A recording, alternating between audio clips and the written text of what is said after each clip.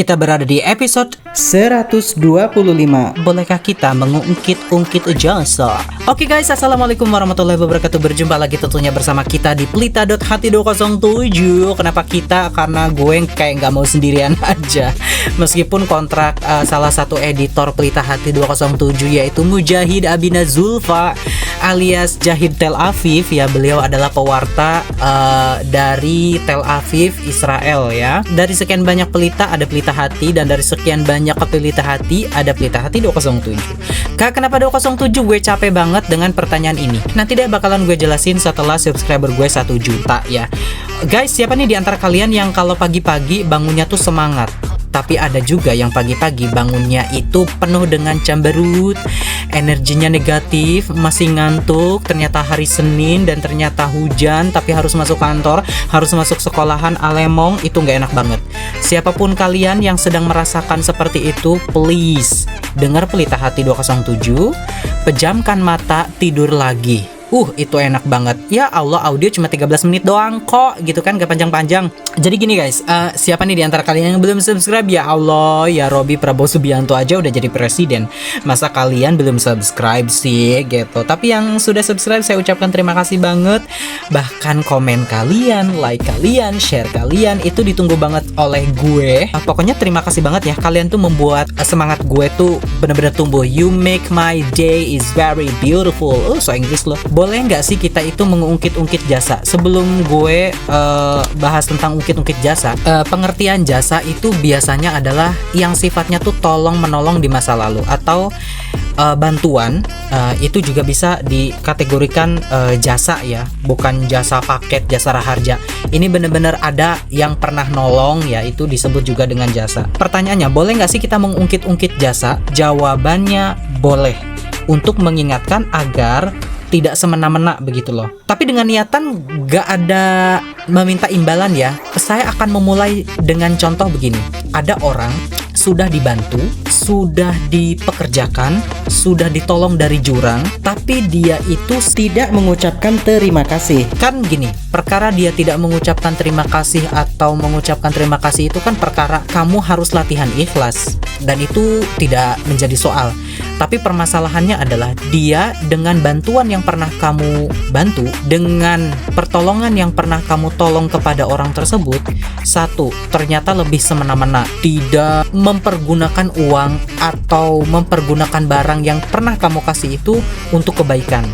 Lebih kepada ternyata untuk judi. Dia pernah dikasih oleh kamu uang 500.000, ternyata untuk permainan-permainan yang tidak berguna. Jadi dalam hal ini kamu mengungkit uang kamu yang sudah kamu kasih itu sah dan boleh, demi mengingatkan dan menyadarkan orang tersebut ya. Jadi dalam hal ini tuh sah dan boleh. Dan di dalam Islam sendiri ada hal-hal yang membahas tentang pemberian nikmat tetapi disebut, dan menyebut-nyebut nikmat ini juga termasuk bukan perkara kriminal, jadi sah dan boleh selagi hatinya ikhlas dan diniatkan untuk memang mengingatkan seseorang ke jalan yang benar daripada uangnya di jalan yang salah, seperti itu. Kalian juga harus punya mindset gini loh, sebagaimana kita itu pernah menolong orang, kita juga kan pernah ditolong orang. Sampai sini paham?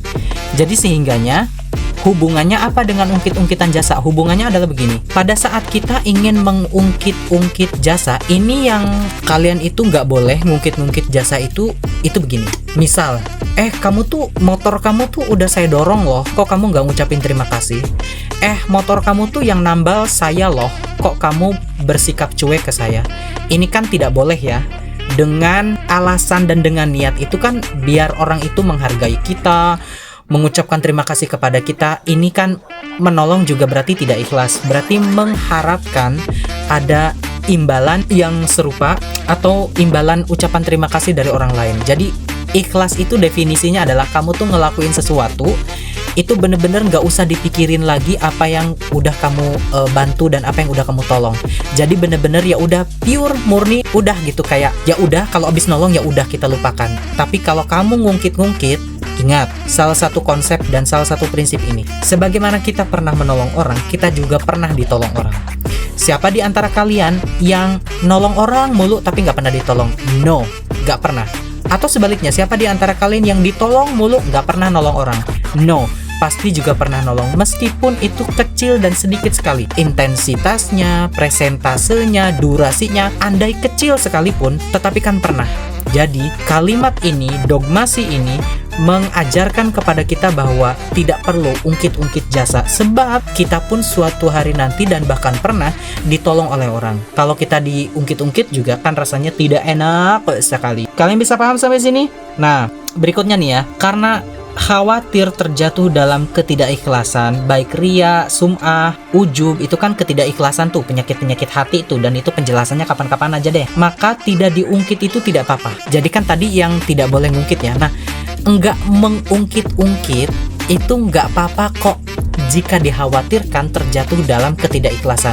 Terus gimana dong? Masalahnya saya jengkel, masalahnya saya benci kepada orang-orang yang udah ditolong tapi nggak tahu diri, udah ditolong tapi ternyata nggak mengucapkan terima kasih, udah ditolong ternyata semena-mena, gue kapok menolong orang. Pertama, jangan pernah kapok nolong orang. Pertama, karena menolong orang itu adalah kebaikan. Perkara orangnya berubah atau tidak itu bukan urusan kamu. Jadi yang menjadi urusan kamu adalah sebagian harta kamu harus didonasikan, sebagian tenaga kamu juga harus kamu berikan jasanya kepada orang lain untuk menolong, sebagian pikiran positif kamu serta ilmu pengetahuan kamu yang bagus kamu harus juga bisa mengedukasi banyak masyarakat, entah itu gratis ataupun dengan harga yang murah.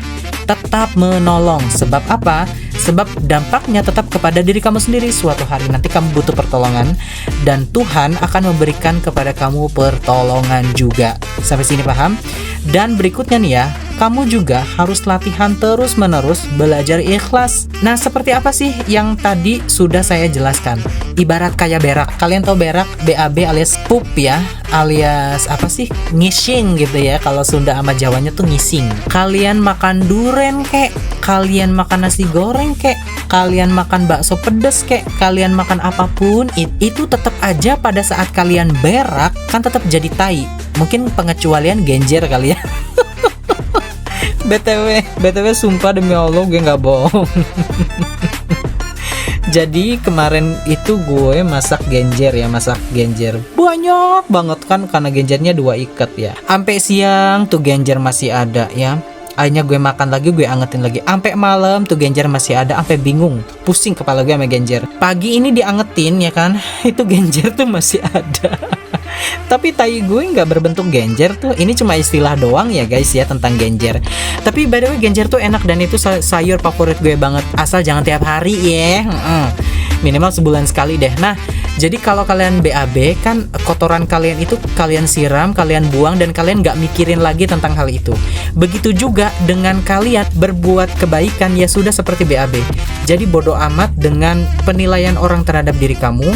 Bodoh amat bagaimana sikap orang, apakah membalas atau tidak atas perbuatan baik kita kepada orang tersebut. It doesn't matter. Itu nggak begitu penting. Yang terpenting adalah kamu berbuat kebaikan, hasilnya ya sudah. Dia berubah, dia jadi pelit, dia berubah jadi baik, itu juga bukan urusan kamu. Nah ini dia nih, kembali ke tema tadi. Apakah boleh kita itu mengungkit-ungkit jasa atau mengungkit-ungkit kebaikan? Jawabannya boleh, untuk mengingatkan, menyadarkan, dan kita juga harus punya hati yang ikhlas.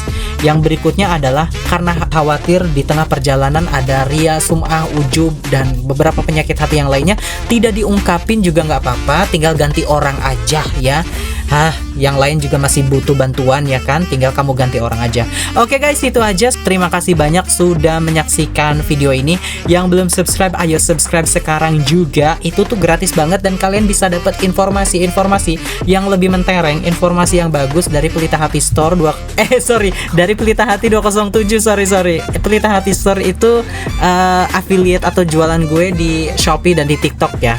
Tapi kalau kalian mau berkunjung ke situ dan check out serta lihat-lihat beranda ya, nggak apa-apa ke sana. Terima kasih banyak dan wabillahi taufik wal hidayah. Wassalamualaikum warahmatullahi wabarakatuh. Jangan lupa makan genjer.